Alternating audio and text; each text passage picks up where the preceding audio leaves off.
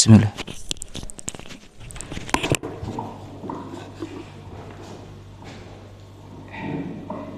Bismillahirrahmanirrahim. Assalamualaikum warahmatullahi wabarakatuh. Alhamdulillahirabbil alamin wa bihi nasta'in ala umuri din. Asyhadu an la ilaha illallah wahdahu la syarika lahu wa asyhadu anna Muhammadan abduhu wa rasuluh. Sallallahu alaihi wasallam la nabiyya ba'da amma ba'du. Raditu billahi rabban bil islami dinan bi Muhammadin nabiyyi rasulullah. Bapak Ibu kaum muslimin dan kaum muslimat yang dirahmati Allah, kembali kita menjadikan puji dan syukur kepada Allah Subhanahu wa taala karena sampai detik ini Allah masih melimpahkan rahmat-Nya dan kasih sayang-Nya kepada kita semua, sehingga pagi ini kita bisa melangkahkan kaki, mengayunkan tangan menuju masjid yang kita cintai ini dalam melaksanakan ketaatan kepada Allah Subhanahu wa taala. Salam dan salam senantiasa kita kirimkan kepada junjungan kita ini Nabi Muhammad sallallahu alaihi wasallam. Beliau yang membawa kita dari peradaban jahiliyah kepada peradaban Islam yang mulia. Bapak Ibu kaum muslimin dan kaum muslimat yang dirahmati Allah, seperti biasa untuk pekan ini kita akan membahas tentang sirah nabawiyah. Insyaallah masih di fase masa kecil Rasulullah SAW. Sebelumnya kita sudah mendengar dari Ustaz tentang bagaimana Allah menceritakannya melalui Rasulullah SAW tentang apa yang dinamakan dengan keberkahan. Bahwa keberkahan itu seringnya ada di suatu yang bertentangan dengan hawa nafsu kita. Bagaimana Muhammad kecil, seorang yatim yang miskin dari kafilah Quraisy, ternyata setelah beliau disusui oleh Halimatus Sa'diyah, bagaimana kemudian dombanya yang mempunyai air susu yang sedikit mendadak menjadi banyak, keledainya yang awalnya bergeraknya lambat menjadi cepat gitu, dan banyak kali keberkahan yang didapatkan oleh keluarga Halimah itu saja. Insyaallah pagi ini kita akan mendengarkan lanjutannya dari Ustaz Asep, dan kepada Ustaz Asep kita persilakan. Tafadhal Ustaz Asep.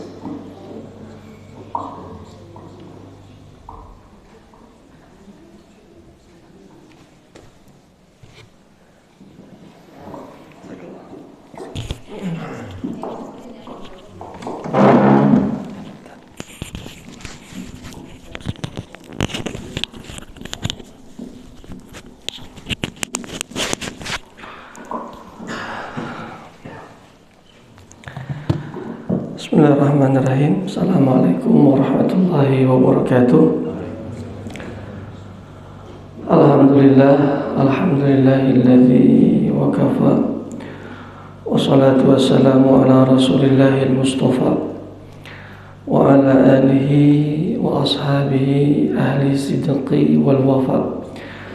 Asyhadu an la ilaha illallah wahdahu la syarika lah, wa asyhadu anna Muhammadan abduhu wa rasuluhu alladzi la nabiyya ba'd.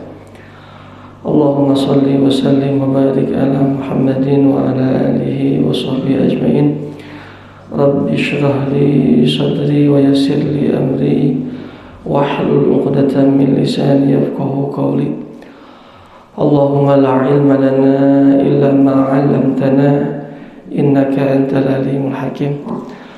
Alhamdulillah, jamaah salat subuh, bapak-bapak, ibu-ibu yang semoga dimuliakan Allah, semoga diberkahi Allah Subhanahu wa taala. Alhamdulillah, puji dan syukur kita sama-sama panjatkan kehadirat Allah. Allah masih memberikan kita umur, nikmat kehidupan, nikmat kesehatan. Kata para ulama, ini adalah nikmat terbesar setelah nikmat iman, nikmat Islam adalah nikmat umur, nikmat kehidupan. Artinya selagi kita masih hidup di dunia ini, kita masih diberikan umur oleh Allah berarti kita masih ada kesempatan untuk berbekal, untuk mempersiapkan bekal berjumpa dengan Allah Subhanahu wa taala. Mudah-mudahan di tahun 2022 ini mudah-mudahan jauh lebih baik, jauh lebih berkah. Mudah-mudahan urusan-urusan kita semakin dimudahkan Allah Subhanahu wa taala dengan kita meningkatkan taqarrub kita, kedekatan kita kepada Allah. Mudah-mudahan insyaallah menjadi pembuka jalan kemudahan, menjadi sebab turunnya pertolongan Allah Subhanahu wa taala. Bahkan di dalam Al-Qur'an disebutkan menjadi sebab dikeluarkannya kita dari kegelapan menuju cahaya, dari situasi yang sulit, dari kondisi yang sulit, ya. Sebagaimana firman Allah Subhanahu wa taala, ya ayyuhalladzina amanu dzkurullaha dzikran katsira wasabbihu bukratan wa asila huwallazi yusalli 'alaikum wa malaikatahu liyukhrijakum minadh-dhulumati ilan nur. Jadi zikir-zikir yang kita lafazkan, doa-doa yang kita panjatkan, ibadah-ibadah kita, hadirnya kita di majelis ilmu bukan saja menyebabkan turunnya rahmat Allah Subhanahu wa taala, tetapi dalam ayat ini Allah menyebutkan liyukhrijakum minadh-dhulumati ilan nur, bisa mengeluarkan kita dari kegelapan menuju cahaya, dari kegelapan di alam kubur, di kegelapan nanti di yaumil akhir. Maka insyaallah mudah-mudahan kita semua mendapatkan cahaya dari Allah Subhanahu wa taala. Salawat dan salam semoga senantiasa tercurahkan kepada junjungan kita Nabi Muhammad sallallahu alaihi wasallam, kepada keluarganya, sahabatnya, kepada seluruh umatnya hingga akhir zaman. Mudah-mudahan kita termasuk di dalamnya yang istiqomah, yang berusaha kuat untuk meneladani kehidupan Nabi Shallallahu Alaihi Wasallam demi tercapainya kebahagiaan di dunia, keselamatan di dunia dan di akhirat, kebahagiaan di dunia dan akhirat. Kalau kita ingin bahagia, selamat di dunia terlebih di akhirat, maka kita mesti mencontoh kehidupan Nabi Shallallahu Alaihi Wasallam. Insyaallah pembahasan kajian kita, sirah kita pada pagi hari ini, kita akan melanjutkan pembahasan masa kecil Nabi Shallallahu Alaihi Wasallam. Di pertemuan sebelumnya kita sudah membahas terkait bagaimana Nabi Shallallahu Alaihi Wasallam disusui, ya. Jadi di masa kecil ini ada 4 poin besar yang dipotret oleh para ulama itu. Yang pertama, setelah masa persusuan itu nanti ada peristiwa di belahnya dada Nabi SAW. Jadi di belahnya dada ini bukan hoak gitu ya, tapi benar-benar nyata, dan kita akan melihat bagaimana para ulama mengungkap hikmah di balik itu semua. Kemudian nanti Nabi SAW, ibunda Nabi SAW wafat. Lalu kemudian bagaimana kita akan melihat dan juga para ulama memotret bagaimana Nabi SAW di bawah asuhan sang kakek. Ini juga penting karena tidak sedikit mungkin di sini yang sudah jadi kakek-kakek, Pak ya? Belum. Bahkan sudah jadi uyut. Ada yang jadi uyut. Udah jadi uyut. Setelah uyut apa? Uyut lah ya terakhir ya. Nanti kita akan melihat bagaimana, karena sentuhan dari seorang kakek ini juga luar biasa, mencetak ya, memberikan dampak pengaruh kepada sosok seorang Nabi Muhammad SAW. Ada peran di sana. Menjadi sosok yang besar seorang Rasulullah SAW itu ada sentuhan dari kasih sayang seorang kakek. Kemudian yang terakhir nanti kita akan melihat ya, insya Allah mudah-mudahan waktunya cukup, sampai pada bagian nanti di bawah asuhan seorang paman ya. Di situ kita akan melihat Nabi SAW, aktivitas Nabi SAW mengembala kambing, dan ini menarik, bahkan menjadi satu judul buku ya oleh seorang ilmuwan sejarah Islam begitu ya. Jadi satu buku tentang apa sih rahasia di balik hikmah seorang nabi itu mengembala kambing. Ada yang pernah Pak mengembala kambing? Nanti bisa sharing Pak ya. Pernah Pak ngangon domba? Mencit domba pernah Pak? Nanti kita akan lihat ya, kita akan sharing lah begitu ya. Menarik karena Nabi SAW pernah menyinggung juga terkait masalah mengembala kambing. Baik, itu kurang lebih poin besar yang insya Allah mudah-mudahan bisa tersampaikan dalam kesempatan pagi hari ini. Pertemuan yang lalu kita membahas Nabi SAW itu masa persusuan Nabi SAW ya.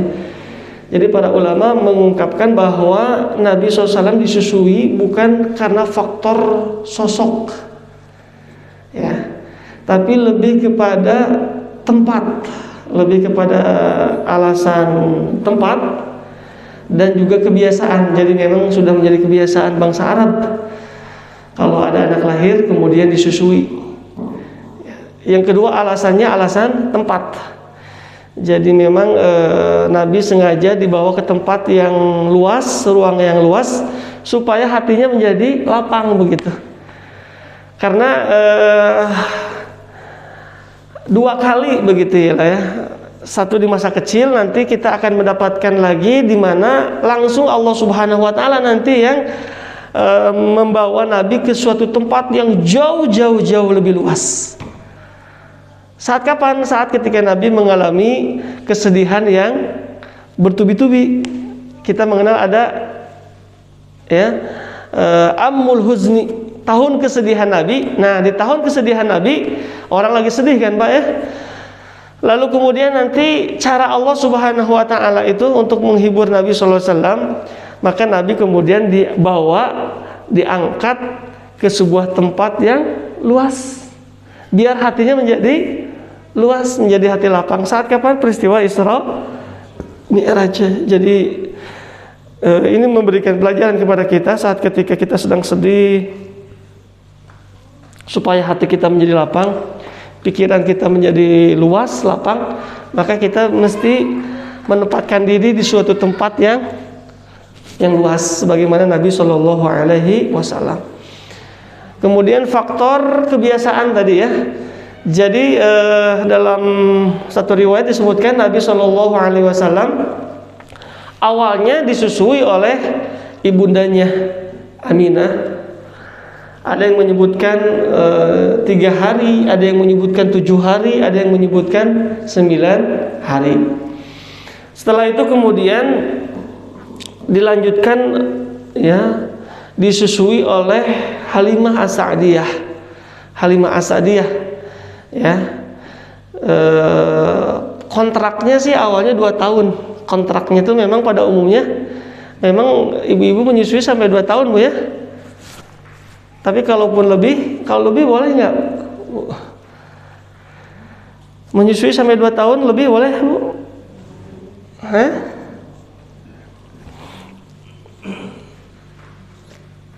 Kalau kata para ulama sebetulnya 2 tahun ini sebenarnya batas apa istilahnya, bukan maksimal sih sebetulnya.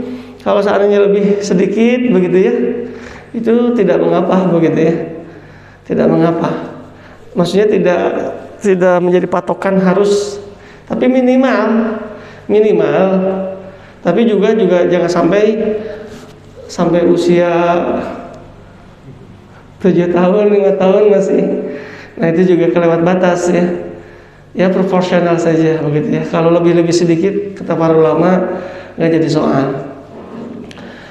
2 tahun ya. Bahkan sebelumnya itu pernah juga disusui oleh salah satu budaknya Abu Lahab, yaitu Thuwaibah. Tapi yang kita kenal Nabi SAW disusui oleh Halimah As-Sa'diyah. Halimah As-Sa'diyah ini di sebuah perkampungan As-Sa'diyah di Taif, Pak, Taif. Kalau bapak-bapak yang pernah ke sana kebayang, oh di sana ya Nabi SAW itu disusui. Kita tahu kan Taif ya mirip-mirip lah kayak puncaknya di sini lah ya. Taif itu kan. Maksudnya di sana lebih ada hijau-hijaunya lah ya. Maksudnya masih ada perkebunannya kan di sana. Tidak seperti di Mekahnya. Taif itu kalau dari Mekah ya sekitar seperti dari sini ke Tasik Ciamis rumah aja lah ya Pak ya. Taif itu. Di sana ada Masjid Halimah As-Sa'diyah. Masjid Halimah As-Sa'diyah. Biasanya sih kalau kita apa istilahnya itu biasanya suka dibawanya kalau ke Taif ke Masjid Ibnu Abbas ya biasanya. Padahal kalau di sana kalau waktu kita lebih leluasa itu ada Pak Masjid Halimah As-Sa'diyah. Ada yang menyebutkan disitulah Nabi SAW disusui. Tapi ada yang menyebutkan tidak di situ persis, tapi kurang lebih di sekitaran itu. Jadi nanti kalau pas bapak-bapak ke sana di Mekah, sempatkanlah ke mana Taif lah begitu, charter taksi lah gitunya dengan beberapa orang pergi sana. Masya Allah, nanti di sana kita bisa merasakan suasana bagaimana kalau tempat kebun anggur Nabi SAW saat ketika dilempari batu ya saat ketika di Taif. Ingat ya kisahnya nanti dilempari batu lalu kemudian Nabi bersembunyi di balik kebun anggurnya itu masih ada perkebunan anggurnya itu ya, perkebunan anggur termasuk nanti ya pohon yang berbicara Nabi SAW diarahkan untuk bersembunyi begitu ya, karena ada orang yang akan menempati Nabi SAW itu masih ada. Jadi Masya Allah di sana di Taif, kan Taif juga tempat ini ya awal bidikan Nabi SAW sebelum pada akhirnya kemudian jatuh pilihannya ke Madinah, maka sebetulnya Taif lebih dahulu ya. Jadi menarik nanti kalau pas lagi ziarah ke sana ke Mekah, sempatkan saja tuh. Biasanya juga banyak yang menawarkan taksi-taksi itu ke Taif. Di sana banyak kesan-kesan atau peninggalan yang yang dialami oleh Nabi SAW. Dari masa kecilnya Nabi disusui di sana, lalu kemudian nanti saat ketika Nabi dilempari dan seterusnya di sana di Taif ya. Disitulah Nabi SAW dibesarkan. Di sana lebih hijau, lebih luas, jadi kalau bapak-bapak ingin melihat ada perkebunan maksudnya tanda kutip perkebunan yang hijau-hijau, kangkung, itu maksudnya baru kita dapatkan nanti di Taif ya, di Taif kita akan melihat. Nah kemudian 2 tahun kontraknya, tapi Halimah As-Sa'diyah mengajukan diri untuk diperpanjang karena merasa tadi setelah Halimah As-Sa'diyah dan keluarganya mensusui Nabi SAW, merawat Nabi SAW, banyak sekali keberkahan yang dirasakan oleh keluarga Halimah As-Sa'diyah khususnya. Secara umum perkampungan As-Sa'diyah, sampai-sampai kalau nanti ada satu riwayat yang menyebutkan kalau domba-domba, kambing-kambing penduduk As-Sa'diyah yang kurang bagus, supaya kambingnya jadi bagus, itu nanti kambingnya disatuin gitu ya dengan kambing-kambingnya milik Halimah As-Sa'diyah. Jadi nanti kambing-kambing nanti jadi gemuk, jadi subur kayak begitu. Jadi itulah keberkahannya itu bisa dirasakan oleh sekitarnya. Maka diajukan dan disetujui. Tapi saat ketika kurang lebih di usia 5 tahun, Tiba-tiba saja Halimah As-Sa'diyah ujug-ujug gitu loh ya, tidak ada kabar, tidak ada angin, tidak ada hujan lah begitu kalau istilah mah. Tiba-tiba saja nggak ada kabar, Halimah As-Sa'diyah menyerahkan Nabi Muhammad SAW ke ibunya, ya, dengan raut wajah yang ketakutan tentunya. Nah, kata para ulama, yang menyebabkan Halimah As-Sa'diyah buru-buru untuk mengembalikan Rasulullah SAW, padahal sudah nyaman ya Halimah As-Sa'diyah dari usia sampai 2 tahun, lalu kemudian diperpanjang. Nah, di usia 5 tahun itu ujug-ujug kemudian dikembalikan dengan nada yang sepertinya ketakutan, sampai nanti Halimah As-Sa'diyah meyakinkan begitu ya, bahwa apa yang dialami oleh putranya yaitu Rasulullah SAW, kata Aminah, Siti Aminah, bahwa putraku ini bukan diganggu oleh setan, bukan diganggu jin, begitu ya. Karena aku merasakan sendiri saat dalam kandungan begitu proses. Jadi Siti Aminah merasakan saat ketika mengandung Rasulullah SAW itu tidak seperti pada umumnya ibu-ibu mengandung. Kan kalau ibu-ibu mengandung kesulitan Bu ya, kesulitan Bu. Kalau yang pertama hari sudah anak ke-5, ke-6, ke-7 mah udah biasa Bu ya. Kemudian terasa ringan, begitu melahirkan juga sama begitu. Melahirkan begitu saja. Ada banyak sekali keajaiban-keajaiban yang dialami oleh Siti Aminah.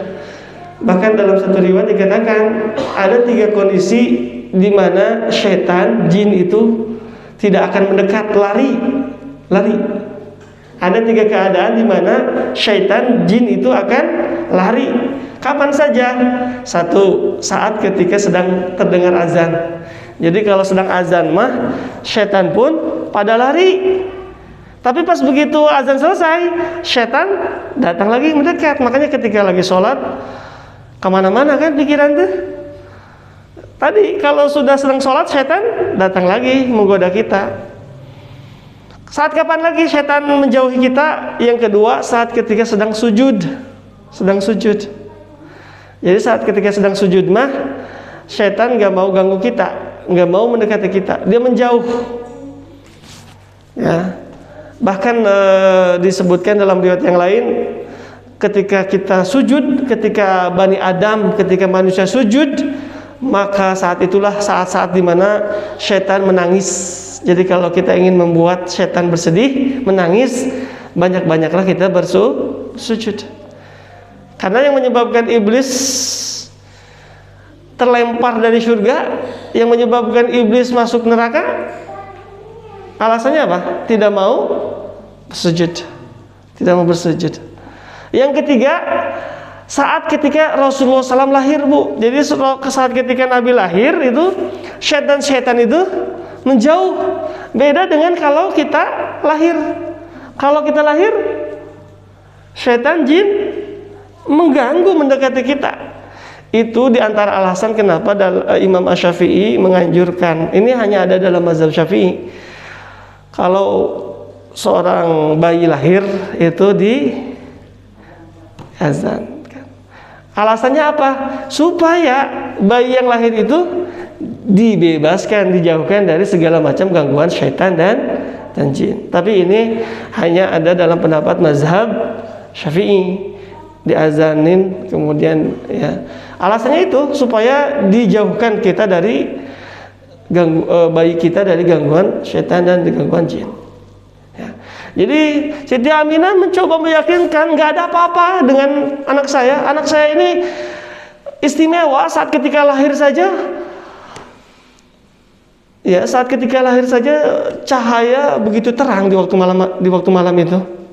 Ya. Jadi yang menyebabkan Halimah As-Sa'diyah mengembalikan Rasulullah SAW ke pangkuan ibunya disebabkan karena peristiwa dibelah dadanya Rasulullah SAW.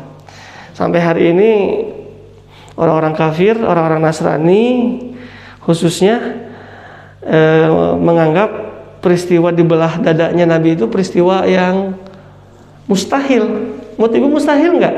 Dada dibelah. Dalam konteks hari ini dada dibelah mungkin nggak? Sangat mungkin, Bu. Dioperasi. Karena ada transplantasi hati, jantung ada kan, dicangkok lah bahasa namanya. Karena ada beberapa waktu lalu seorang ustadz dicangkok dari hati anaknya, tapi pada akhirnya tidak terselamatkan juga, meninggal begitu ya. Tapi luar biasa ini, ada seorang anak yang rela mengorbankan untuk diambil sebagiannya mungkin ya, untuk dicangkok di hati ayahnya. Ada, Bu, seperti itu di sekitaran kita ini. Almarhum Ustadz Taufik Ridho, ya, beliau ada masalah di hatinya, kemudian anaknya mendonorkan. Masya Allah. Ini kan untuk sampai pengorbanan seperti itu, yang biasa kita kenal mah pengorbanan seorang ayah untuk anaknya ya. Tapi ini kok bisa ya? Ini tentu ada sesuatu. Maksudnya ini berangkat dari peran seorang ayah, bagaimana mendidik seorang anak, sampai ada ternyata seorang anak yang merelakan, kan itu taruhannya mungkin nyawa ya, merelakan nyawanya untuk keselamatan ayahnya. Kan biasanya orang tua yang bela-belain, yang habis-habisan untuk anak ya.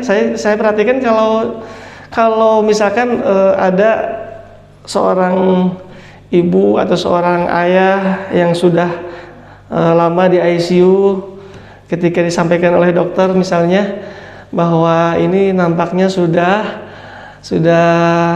kemungkinannya kecil gitu ya. Biasanya anak-anaknya bilangnya seperti apa? Insya Allah saya ikhlas. Kami semua anak-anaknya ikhlas, sudah mengikhlaskan. Benar nggak? Benar nggak?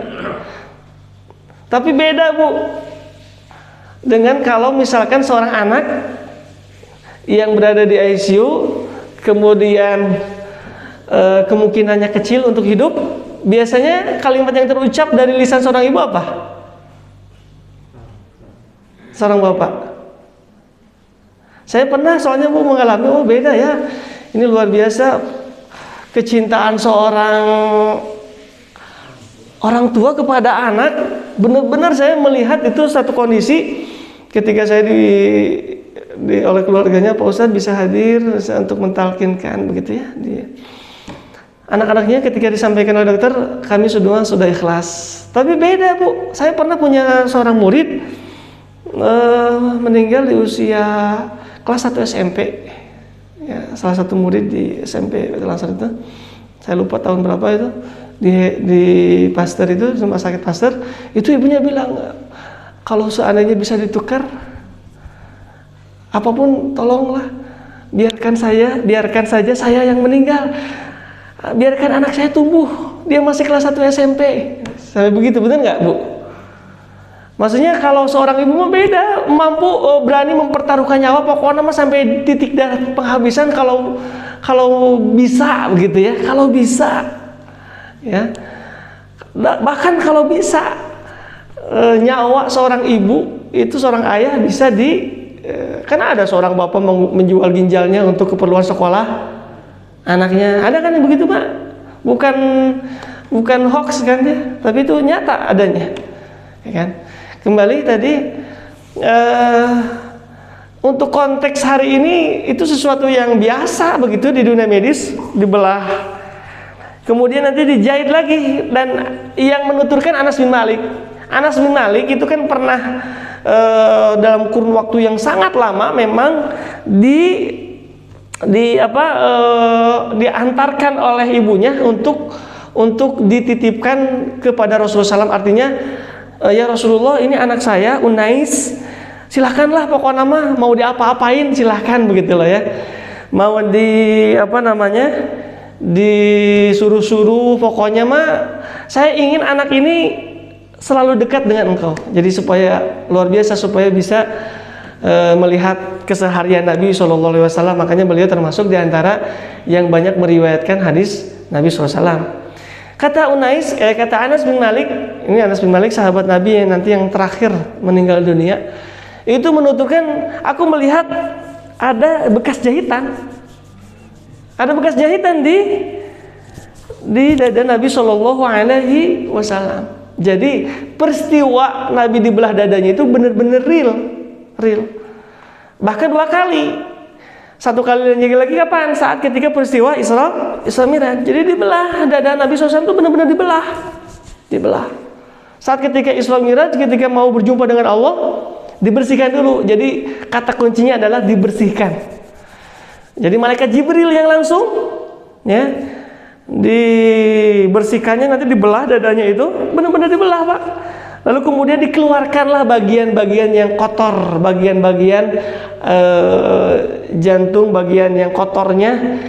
Malaikat Jibril menyebutnya ini adalah bagian yang kotor yang harus dibersihkan karena ada apa namanya? Ada sumbernya dari syaitan. Ya. Dibersihkan, dicuci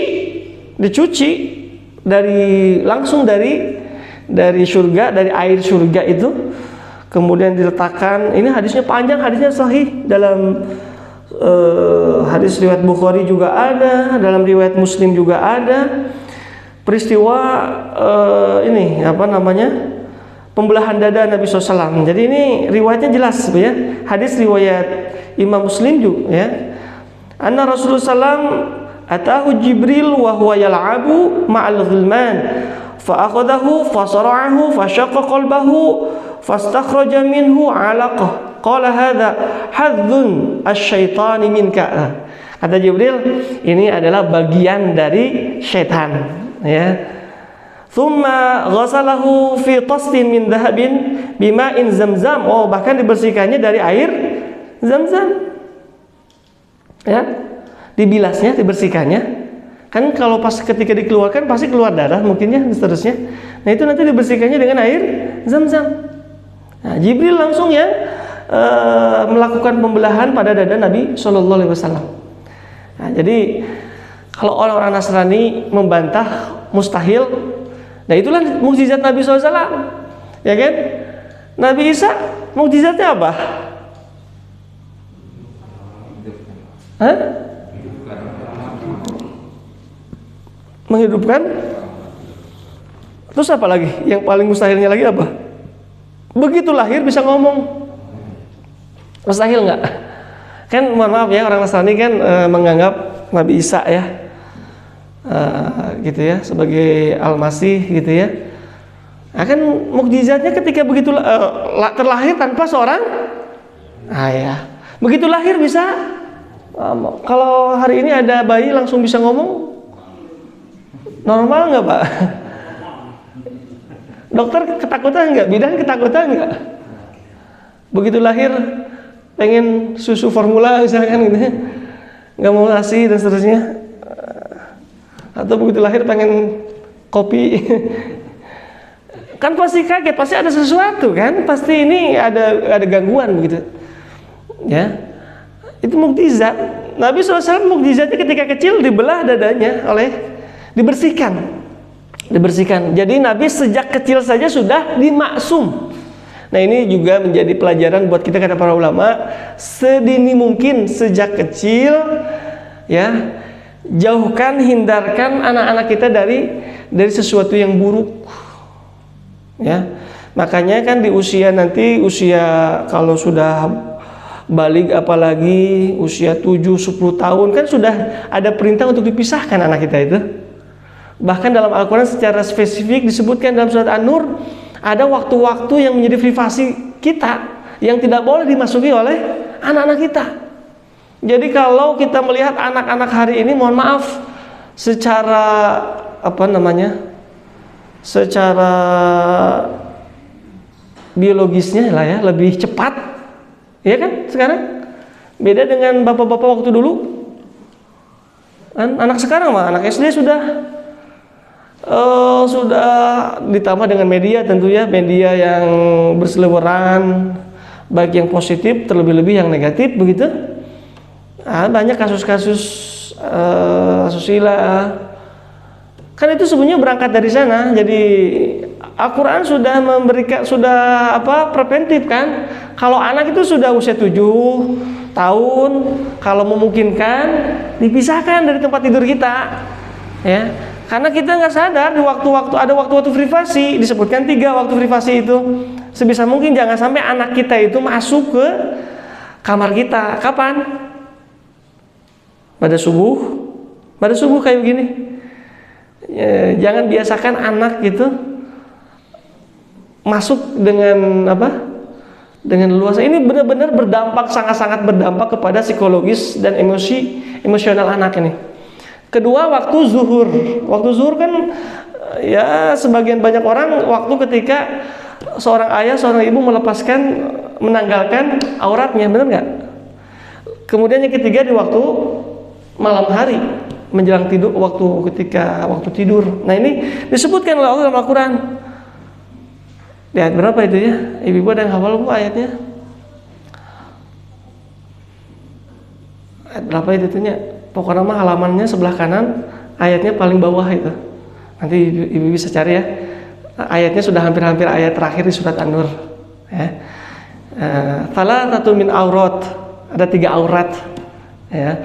Nah, ini penting ibu-ibu, ternyata Nabi SAW dari sejak kecil itu memang sengaja dibersihkan dari maksum gitu ya, dari hal-hal yang buruk.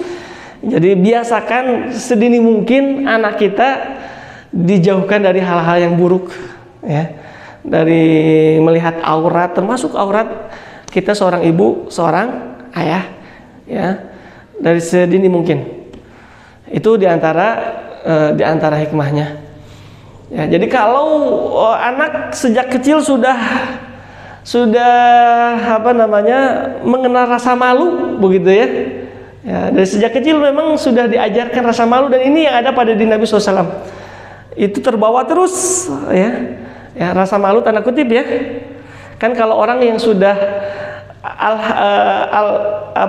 malu itu bagian daripada iman kan? Ya. Jadi kalau orang sudah tidak ada rasa malu, berarti dia sudah nggak ada imannya. Jadi penting dalam hari ini kita menyaksikan banyak orang yang sudah kehilangan rasa malunya, betul nggak? Ya kan? Seorang public figure mempertontonkan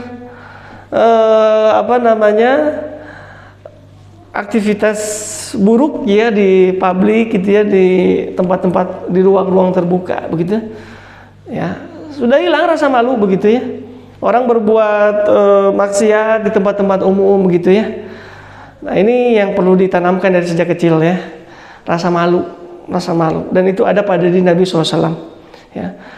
Jadi sejak kecil Nabi SAW sudah dimaksum.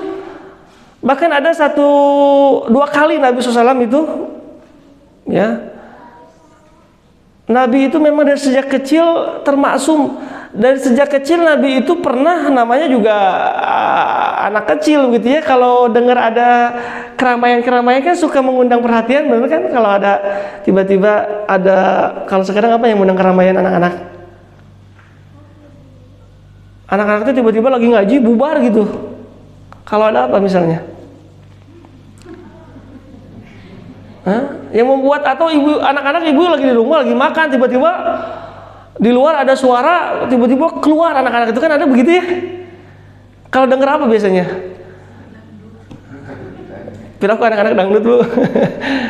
Odong-odong merenahnya kalau sekarang mah ya. Apalah jenisnya apapun. Itu pernah juga Nabi mengalami seperti itu. Jadi Nabi pernah mendengar ada suara tabuhan-tabuhan gitulah ya. Kalau sekarang mungkin musik ya. Ditanya, ini suara apa sih?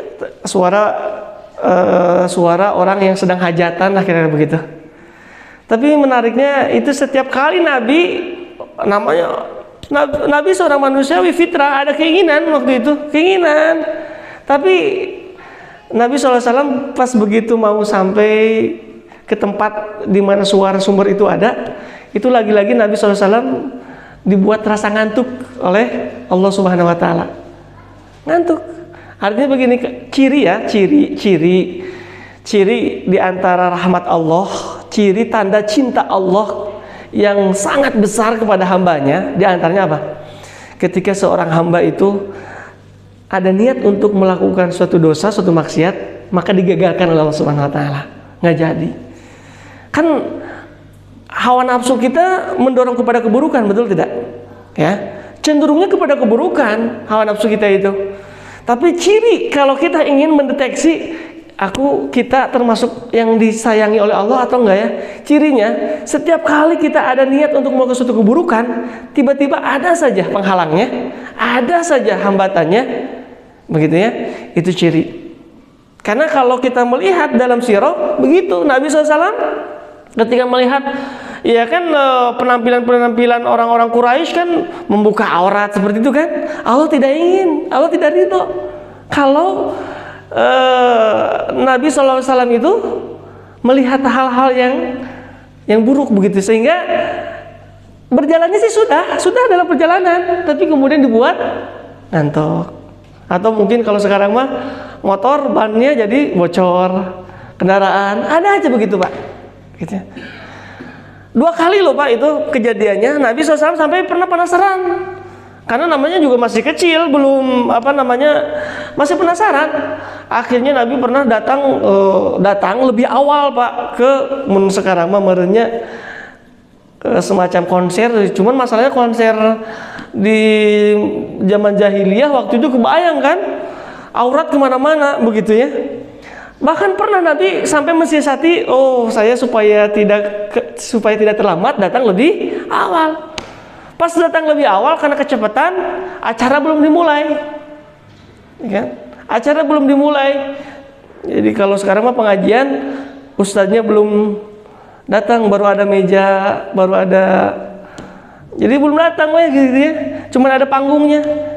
Sambil menunggu itu ibu, masya Allah, di waktu menunggu itu lagi-lagi Allah membuat rasa ngantuk kepada Rasulullah. Jadi nunutan. Jadi Rasulullah mah nunutan nanti ngantuknya itu di waktu apa? Kalau kita ngantuknya di waktu apa? Jadi ternyata kita jauh banget ya dengan Rasulullah SAW. Tapi nggak apa-apa lah ya. Itu kan ngantuk di masjid itu karena saking tenangnya kita di masjid kan. Kan masjid itu menenangkan. Takaffalallahu liman kana masjid birruhi wal amni. Jadi kalau kita ingin mendapatkan suasana yang sangat-sangat menenangkan, datangnya masjid. Ustadz baru assalamualaikum warahmatullahi wabarakatuh. Mulai itu mata teh udah mulai. Ya apalagi suaranya kecil. Oh masya Allah, menenangkan memang. Jadi Rasulullah itu dibuat tenang oleh Allah, dibuat ngantuk oleh Allah, terhindar dari hal-hal yang tidak baik. Ya, kebalikannya kita umatnya dibuat ngantuk, yang bisa jadi ngantuk juga bisa jadi termasuk, kalau Imam Ibnu Katsir itu termasuk diantara kasih sayang Allah, bu, ngerasa ngantuk itu. Ngantuk, kebayang nggak ibu, orang susah tidur tersiksa nggak? Tersiksa. Ibu pernah mengalami satu kondisi susah tidur? Saat kapan biasanya? Tuh duit. Ibu pengen dengar, ibu pernah susah tidur karena apa? Mikirin anak kan bu ya? Udah dipikirin ku ibu biasanya anak kan? Saya pernah ada seseorang yang apa istilahnya ya, curhat. Dia seorang bener-bener gitu ya, babak belur gitulah ya. Bukan hanya habis semua asetnya itu habis, bahkan menyisakan hutang yang sangat besar. Kalau sekarang batu bara lagi bagus katanya, lagi bagus sekarang. Beliau seorang pengusaha batu bara. Beliau sampai pada titik di mana dia nggak bisa tidur, Pak. Nggak bisa tidur. Oh, ada orang yang nggak bisa tidur begitu ya. Orang alhamdulillah ya, di masjid aja masih bisa tidur di masjid. Apalagi Jumatan ya bapak-bapak ya. Makanya biasanya tempat-tempat yang paling lebih cepat terisi kalau Jumatan di mana? Di belakang, di tiang-tiang. Karena tempat yang paling asyik tuh, paling nyaman gitu. Ya. Nggak bisa tidur, ya. Nggak bisa tidur, Masya Allah. Kira, tadi saya jadi lupa dari mana awalnya nggak bisa tidur ya. Saya tiba-tiba lupa ini. Saya ingin ngomong apa tadi ya? Nggak bisa tidur. Hah? Gimana? Oh ya. Apa Pak? Hah? Konser Nabi ya? Konser Nabi duluan. Iya, tapi tadi itu saya mau ngomong kemana gitu ya? Ada yang tiba-tiba terputus ya, udah nggak apa-apa lah ya. Intinya Nabi tercegah dari perbuatan dosa. Jadi sekali lagi Nabi SAW itu terhindar lah gitu ya. Ciri itu termasuk jadi mutabaah buat kita ya, buat evaluasi kalau kita gagal terus kalau mau bapak-bapak mau nilep anggaran gagal deh gitu lah ya kalau sekarang mah gitu ya, bikin manipulasi anggaran misalnya gagal wae pokoknya mah itu tuh ciri berarti bukan nggak beruntung gitu deh. Itu tuh tanda berarti kita disayang oleh. Jadi para ulama menyebutkan itu tingkatan sayang Allah yang sangat tinggi. Allah nggak rela, nggak ridho kekasihnya terjerumus kepada perbuatan yang tidak baik, perbuatan dosa. Nabi Yusuf kan juga sama begitu.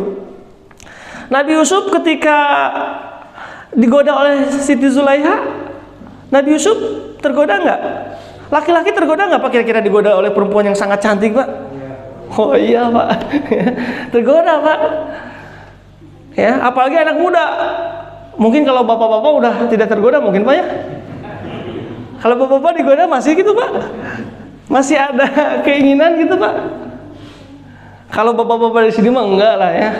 Tapi nggak tahu kalau bapak-bapak di luar sana, ya nggak jauh bedanya. Ya, anak muda begitu ya. Kan dalam Al-Qur'annya juga disebutkan walaqad hammat bihi wa hamma biha. Jadi siapa bilang Nabi Yusuf tidak tergoda? Misalkan ketika digoda, sana pinggir menjauh, oh, nggak ada. Kebayang Pak di ruang tertutup, terkunci. Cuma 2 orang, ya seorang dirilah Nabi Yusuf, nggak ada siapa-siapa, aman, wajar. Allah menyebutnya walaqad hammat bihi wa hamma biha, sama-sama tuh ada. Tapi di ayat berikutnya laula an ra'a burhana rabbih. Tapi kemudian Allah menunjukkan tanda-tanda kekuasaannya. Apa tanda kekuasaannya Allah? Ada 2 pendapat dengan para ulama. Yang pertama tiba-tiba Nabi Yusuf alaihissalam itu diperlihat tiba-tiba. Nah ini penting buat kita nih Bu. Buat bapak-bapak khususnya. Tiba-tiba saat ketika dia mau apa istilahnya ya, sudah mau memeluk gitu ya, ngagabrug lah gitu ya. Apa bahasanya sih ngagabrug ya? Ngagabrug lah. Kebayang Pak ya? Sudah hampir terjadi itu Mas, sudah hampir terjadi. Tiba-tiba mata Nabi Yusuf itu dibuat teringat wajah sosok ayahnya, wajah ayah. Nah ini menarik para ulama tafsir. Kok yang apa namanya itu, yang tampak itu sosok ayah ya, bukan ibu. Ini kata para ulama memberikan pelajaran penting bagi kita. Sebetulnya yang punya paling besar pendidikan anak itu sebetulnya ayah apa ibu? Ayah. Tapi bukan berarti begitu mah antepkan maksudnya diasuh ku bapak-bapak, tidak begitu juga. Enggak. Selama ini kan kita sering menganggap eta mah urusan bapak mah urusan cari nafkah weh. Betul enggak? Pokoknya mah urusan anak mah dari A sampai Z mah enggak masalahkeun kanggo ibu-ibu, kan begitu ya. Mindset bapak-bapak pada umumnya begitu ya. Nah sebetulnya dengan ayat ini diingatkan buktinya apa? Jadi ternyata pendidikan seorang ayah itu benar-benar sangat berkesan buat seorang anak. Apa buktinya? Nabi Yusuf alaihissalam ketika dia terjerumus kepada kebinasaan katakanlah ya, ternyata yang muncul sosok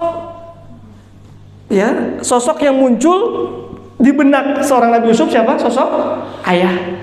Ini intinya menguatkan buat kita para ayah, ternyata luar biasa. Ayah ini punya peran yang sangat vital ya begitu ya untuk seorang anak, terutama anak perempuan. Sebetulnya anak perempuan ya. Nabi Yusuf. Kemudian ada pendapat yang kedua, kenapa Nabi Yusuf tiba-tiba nggak jadi, batal, tiba-tiba merasa jijik? Kok bisa ya? Orang berbuat zina itu pada umumnya orang merasakan nikmat apa jijik? Buat kita mah jijik, bener nggak? Tapi buat orang yang menyukai maksiat,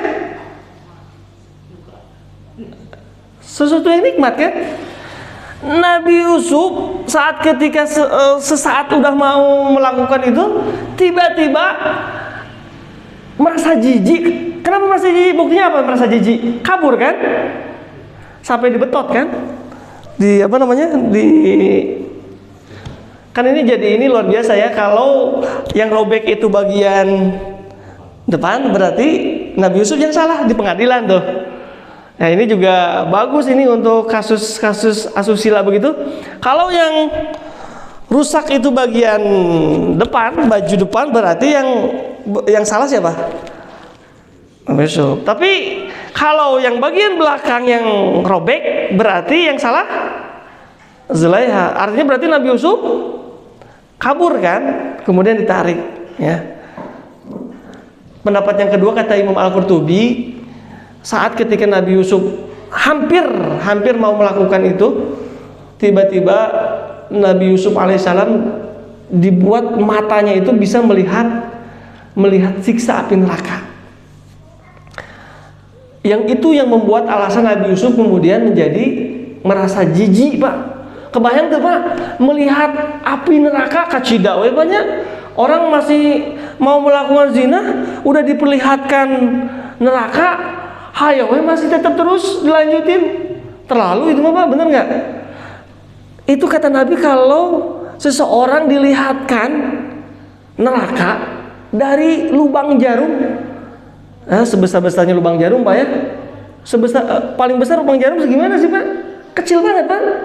Seandainya seseorang itu Allah perlihatkan neraka dari lubang yang sangat kecil, dari lubang jarum, maka seketika seluruh kenikmatan yang pernah dia rasakan di dunia itu sirna seketika, hilang seketika Pak. Rumah yang pernah kita tempatin, mobil yang kita miliki, fasilitas yang pernah kita dapatkan, itu seketika hilang Pak. Itu baru kalau dilihat dari lubang jarum, apalagi kalau dari lebih besar dari lubang jarum apa? Panyerot misalkan, kan lebih besar ya, lebih besar lagi, apalagi Pak? Ya logikanya begini Pak, kita lagi makan apa? Pagi-pagi biasanya sarapan apa? Bubur misalkan ya, bagi yang pecinta bubur. Bukan berarti ibu harus menyiapkan bubur punya di sini, enggak, ini mah contoh ibu, ya. Nggak usah repot-repot ya. Bubur, tiba-tiba lagi asik, lagi lapar itu Pak, di bubur teh ternyata ada, biasanya ada apa ya? Ada lalat Pak. Ibu-ibu selera makannya tetap ada apa hilang Pak? Dibuang weh. Itu mah sudah tingkat tinggi laparnya Bu ya. Tong laler atuh naonnya lebih menjijikan apa? Tikus misalkan, aku tikus. Anak tikus misalkan. Atau potongan daging lele terbuat dari ternyata ya tulang-tulang selain ayam misalkan. Pokoknya sesuatu yang menjijikan lah, yang bisa membuat. Ibu pernah pengalaman kayak begitu? Nggak, mie ayam sih biasa nama. Punten kalau ada yang jual mie ayam ya. Lagi lapar-lapar enak mie ayam, dina daun nanti ayam hileud. Jijik nggak ibu-ibu? Henteu deui wae biasa ya. Masya Allah, tahan banting ibu di sini. Pokoknya mah biasanya kalau kita apa tuh yang membuat ibu-ibu bapak-bapak jijik? Kalau minum susu kemudian ada tai cak-cak, tah itu Bang Baru nanya, piraku masa teu jijik ya. Lagi minum mau susu ada tai cacaknya begitu ya. Kan jijik, selera tuh hilang tuh. Nah begitu juga yang dialami oleh Nabi Yusuf. Jadi seleranya tuh hilang. Jadi ciri tanda Allah sayang kepada hambanya itu, maka Allah membuat dia itu menjadi batal untuk melakukan. Itu juga yang dialami oleh Nabi Shallallahu Alaihi Wasallam. Ya. Jadi dari sejak kecil Nabi sudah termasuk, itulah hikmahnya kenapa hati Nabi, jantung Nabi itu dikeluarkan. Jadi sejak kecil Nabi sudah dibebaskan, dijauhkan dari kebiasaan-kebiasaan yang buruk. Itu juga penting buat anak-anak kita. Hindari, jauhkan sejak dini anak-anak kita dari pergaulan yang tidak baik. Ya. Lalu kemudian Nabi termaksum dari sejak kecil, ini mukjizat Nabi, dari sejak kecil Nabi terjaga dari perbuatan buruk. Ya. Itu benar-benar dibelah dadanya. Ya. Dan membuat Pak teman-temannya itu kejadiannya kan lagi main Pak, lagi main-main sampai ketakutan. Dikiranya Nabi SAW itu dibunuh. Laporan kepada Halimahnya, ada orang yang membelah dada. Tapi ini juga hati-hati, sekarang lagi rawan juga ya. Kriminal penculikan anak, tapi kasusnya teh ini apa? Iya Pak, jual beli diambil organnya, pencurian organ. Sampai yang turun tangan itu pengacara paling top di Indonesia, siapa namanya itu? Itu sampai turun tangan kasus penjualan organ anak. Makanya hati-hati juga nih Pak Bu ya, hati-hati, mesti dijaga anak-anak kita. Lagi marak sekarang, apalagi dalam kondisi ekonomi yang mungkin saat ini lagi sulit begitu ya, kumaha carana begitu ya. Akhirnya tindak-tindak, biasanya kalau kondisi lagi sulit, tindak kejahatan biasanya meningkat begitu ya. Nah ini kondisi peristiwa yang pertama di masa kecil Nabi SAW, di mana Nabi SAW dibelah dadanya. Jadi peristiwa itu benar-benar adanya, bukan cerita, bukan dongeng gitu ya, bukan ngarang-ngarang, dan ini bisa diceritakan kepada anak-anak kita. Lalu nanti kemudian peristiwa berikutnya adalah peristiwa di mana Nabi SAW kemudian akhirnya di pangkuan ibunya, tetapi tidak lama. Di usia 6 tahun ibunya meninggal dunia saat perjalanan ketika ziarah ke makam ayah Nabi SAW, Abdullah.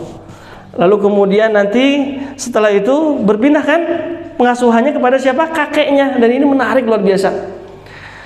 Menariknya apa? Seorang kakek yang begitu besar cintanya, sayangnya, sampai nanti itu kalau siapa kakeknya itu namanya? Abdul Muthalib itu punya kursi Pak, singgasana di bawah namanya apa? Nizak itu. Kalau di Ka'bah itu kan ada ini Pak, pancoran emas itu. Di Ka'bah ada kan kayak talang namanya itu ya, yang terbuat dari emas itu. Nah, itu persis di bawahnya itu ada kursi apa namanya, kursi kebesaran dari seorang Abdul Muthalib. Semua orang nggak bisa Pak, cucu-cucunya yang lain itu nggak bisa, kecuali Rasulullah SAW yang boleh untuk duduk di tempat itu. Ketika Rasulullah SAW naik ke atas kursi itu sempat dicegah oleh paman-pamannya, tapi kata Abdul Muthalib, kata kakeknya, khusus untuk Rasul, untuk Muhammad, untuk anak ini, biarkan dia bermain-main. Ini kata para ulama, kalau kita ingin mencetak supaya jiwa kepemimpinan itu ada pada diri seorang anak, gitu lah ya. Kan kepemimpinan itu ada dua ya, bisa dibentuk, bisa dilahirkan. Kan ada ya, kepemimpinan itu dilahirkan, misalkan anak-anak raja, kan turun-temurun tuh itu mah sudah pasti mewarisi tahtanya begitu ya. Tapi ada seorang pemimpin itu dibentuk, dicetak oleh lingkungan. Kalau Nabi sepertinya dua-duanya. Kenapa? Nabi walaupun ayahnya bukan seorang raja, tapi kakeknya itu kan pembesar Quraisy begitulah ya. Ya kan? Kemudian nanti bagaimana Nabi membentuk jadi pemimpin, mungkin di segmentasi berikutnya nanti kayaknya. Nah ini diantaranya Nabi itu dari sejak kecil itu sudah diajak, dibawa-bawa. Kan kakeknya ini seorang pengusaha, seorang pembesar Quraisy gitu ya, seorang penguasa, pemimpin. Ya. Jadi sejak kecil itu suka dilibatkan, Nabi itu suka dibawa gitu ya. Kalau sekarang mungkin dibawa ke acara masjid, atau mungkin dibawa kalau kita lagi usaha, dibawa ke tempat usaha kita. Itu memberikan dampak yang sangat besar. Nabi sejak kecil itu sudah diperkenalkan gitu lah ya, dengan dengan kekuasaan begitu ya. Dan kata para ulama itu juga yang memberikan pengaruh besar. Kemudian nanti Rasulullah SAW menjadi sosok pemimpin besar. Dan sejak kecil itu dia sudah diperkenalkan. Kalau sekarang mungkin diperkenalkan ke sosok-sosok yang punya misalkan didekatkan dengan, kalau di lingkungan dengan Pak RT, Pak RW gitu ya, atau tingkat yang lebih besar. Nah begitu cara bagaimana dulu kakeknya ini mendidik supaya Rasulullah SAW itu tumbuh menjadi seorang pemimpin besar. Di antaranya adalah dengan cara apa? Diperkenalkan, didekatkan. Jadi tahu itu tuh Pak RW, ini Pak RT, ini Pak ini. Lalu kemudian di satu kesempatan biarkan dia kemudian untuk ada interaksi dengan orang-orang yang punya kekuasaan begitulah ya. Ini juga bagian kalau kita ingin mencetak dari sejak kecil menjadi seorang pemimpin. Saya kira itu mungkin ya. Ini sudah lebih dari 1 jam ini Bu. Cukup Bu? Cekap lah ya insya Allah ya. Itu saja barangkali yang bisa disampaikan. Ada hal yang penting yang belum tersampaikan di masa kecilnya terkait tadi pengembalaan kambing ya. Insya Allah nanti kita akan sampaikan di pertemuan berikutnya dan kita akan lanjut ke pembahasan selanjutnya. Itu saja yang bisa disampaikan. Mohon maaf atas segala kekurangan dan kehilafannya. Aku qouli hadza wa astaghfirullah wa lakum. Assalamualaikum warahmatullahi wabarakatuh. Tapi tadi tutupnya. Telanggung sih kumaha pemilik. Saya.